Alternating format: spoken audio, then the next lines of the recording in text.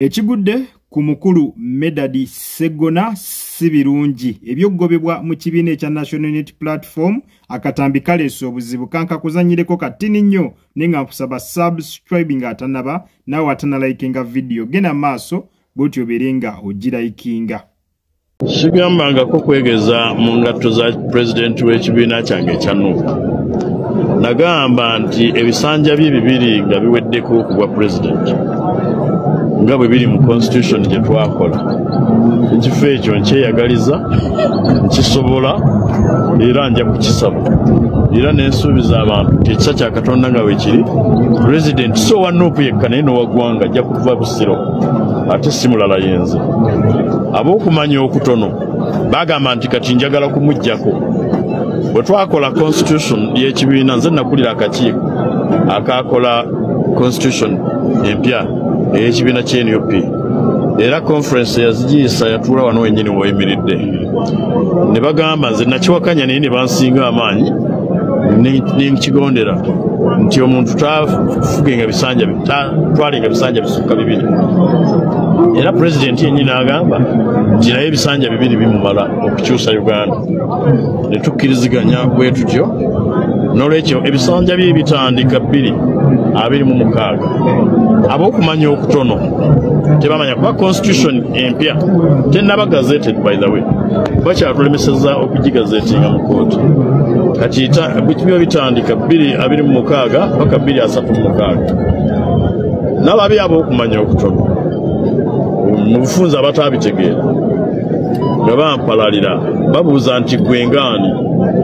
okumanya kwabwe kwako kubanga omuntu ng'osomye constitution y'ekibiina kya Nuupu egamba nti buli memba alina eddembe mu kuvuganya ate nze mbagane nti sigenda na kuvuganya naye weewaawo nakyo tekimenya mateeka sigenda kuvuganya naye kubanga nakkiriza nti tubeere benkanya gy'ali ebisanja bye bibiri mu constitution abimaleko 236 ate tetwogera kukulembera bukulembeze Nuupu twogera ne kukulembera eggwanga kati kibategeeza abo abatamanyi nti Honorable Kyagulanyi muto wange bw'abanga amaze okukulembera ebisanja ebibiri ekibiina kya Nuupu tukiwanduukulule tekibiina president mulala oba si kyo nti ekibiina kya Nuupu tekiivuganye kusimbawo omuntu mulala wa president wa Uganda nti president Kyagulanyi yanaabeera president wa Uganda asembayo oba president wa Nuupu asembayo bansonyiwa abo abataabitegera nali njogera ng'ambuulira abo abanaabitegeera abataabitegera nabo nja kufuna session yaabwe. Okay, kambanyumize olunaku lwe nasinkanye ow'ekitiibwa Robert Kyagulanyi Ssentamu Mr. President na biki ebyabaddewo na biki bye nasanzeeyo. Ekisooka Mr. President yabatumidde nnyo ate n'ekyewuunyisa nti ebintu byonna bye tukola wano ku TikTok oba ba YouTube munnanga abiraba Mr. President era naŋŋamba nange ndaba nnyo ne TikTok yo mulina neekanga ne nga Mr. President agenda kuŋŋamba kakati nakulaba ng'oyingira mu famire wali naye ebintu ebyo yanneewuunyisiza omusajja ono nenfuna n'ekyokuyiga neera kino ekyokuyiga nga kisobola okugenda n'eri abooluganda be nga Chairman Nyanzi n'abalala nti ono talina paasi yonna gy'ayinza kukubira muntu ku kaadi teriiyo era teri gwe bajja kukubira paasi ku kaadi eyo.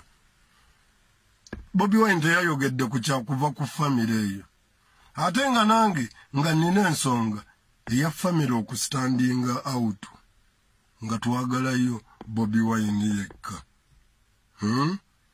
Engeri gye yabadde abiraba kitegeeza tulina okunyumyamu ekyenjawulo nanga mpabulemu kitegedde levu nnyo oyo nno ye mukulu Medadi Sseggona kansubire mu bigambo bye osobodde okubeera ng'ate mwanatu omwewulirirako gye buvuddeko wabaddewo ebiyitiŋŋana waliwo omukulu oyo ekifo ekimu kye yalimu n'abako n'ebigambo byayogera ebyatabula ennyo bannankyukakyuka ono nno yavaayo n'ategeeza nti President Robert Sentamu Kyagulanyi ebisanja bye ebibiri we biggwerako naye agenda beera ng'ekintu akikwatamu ekitegeeza agenda kubeera nga addira President Robert Sentamu Kyagulanyi mu bigere. Kati nno abantu abasinga kino nno bakiraba ng'akamanyiro ne bagamba nti omukulu ono yandiba ng'alina ebibye bye yeenoonyeza. Ne bagamba nti ekyamazima omukulu ono okudda mu bigere bya Kyagulanyi tekyandibadde kibi ne lwaki akireeta mu budde buno. Abalala ne bagamba okwogera ebigambo ebifaanaganako bwe bityo omukulu yandiba nga alina kaabala. Jjukira bano abasajja nabo bagezi, tebamala gwogerayogera, agenda okwogera ekintu nga yasose kirowoozaako ng'era alina n'ensonga lwaki abeera akyogedde. Kati nga bamu bagamba omukulu yandiba nga yalina kye yali ayisaawo. Ffenna tukimanyi nti President Robert Sentamu Kyagulanyi ateekeddwa okubeera nga naye bamuvuganyaako, naye omukulu okukiyingizaawo mu kaseera bwe kati nga kaseera ka kalulu lwaki yali akiyingizaawo. So abamu ne batandika okubeera nga beekengera omukulu eno era n'abalala ne bagenda maaso n'okubeera nga bayita ku mutimbagano nga bagamba omukulu ono tateekeddwa kubeera nga ate aweebwa kaadi, nti kaadi ekibiina kyandibadde tekigenda maaso na kubeera nga kyongera okuwa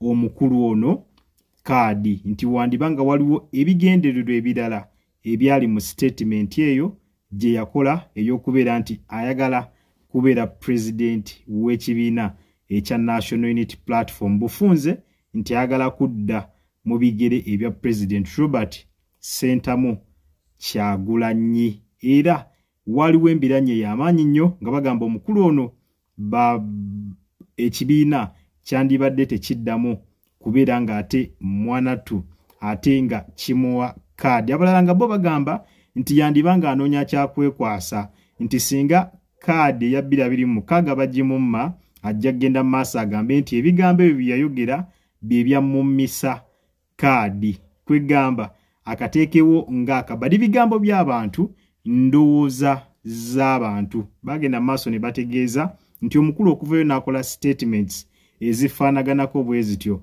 yalinga ataddewo ekintu eky'okwekwasa singa bamumma kaadi agambe nti ekyamummisizza kaadi kugezaako kwagala kutunuulira ntebe ya mukulu oba kwegwanyiza ntebe ya mukulu nti kyekyamummisa kaadi. Biwanvuwanvu abantu bye byogera naye katulinde tulabe wa ate gye binaggwera. Naye nga nkusaba ogende mu comment section obeere nga butereevu ombuulira ddala gwe bw'otunulatunulamu n'olaba embeera nga bw'eri omukulu ono Medadi Sseggona akyasaana kaadi eya Busiro East. Genda maaso obeere ng'ontera endowooza yo mu comment section. Ddala National Unity Platform esaanidde okubeera nga emwongera kaadi addeyo mu Busiro East oba bamuleke bamuveekera bamwesonyiwe. Genda mu comment section butereevu obeere nga onterayo endowooza yo gwe bw'otunulatunula mu statements ez'omukulu oyo ze yakola. Mazima ddala olaba nga waliwo kyabala omukulu okuvayo n'agamba nti yagenda okuddira Kyagulanyi mbigere. Oluza statements ezo zituleetera okulowooza nti alina ekigendererwa ekirala kyabala. Genda mu comment section obeere nga endowooza yo oginteera mu yeera olowooza omukulu ono asaana okuddamu n'aweebwa kaadi eya National Unity Platform oba bamugobe bamuveeko buvi. Tuwa endowooza yo butereevu mu comment section. Ku mukutu Jika Media kwobadde kusabo subscribing likinga video nawe atanaba kulabika nga ate ogirayikinga. Endowooza yo gy'oba onteera wansaawo mu comment section. Nawe alina kyagala okubeera nga otuwa bulamu osobola obeera nga okiyisa butereevu wansaawo mu comment section. Kale munzikirize mberekereze akuume atakuumira mpeera. Mweraba.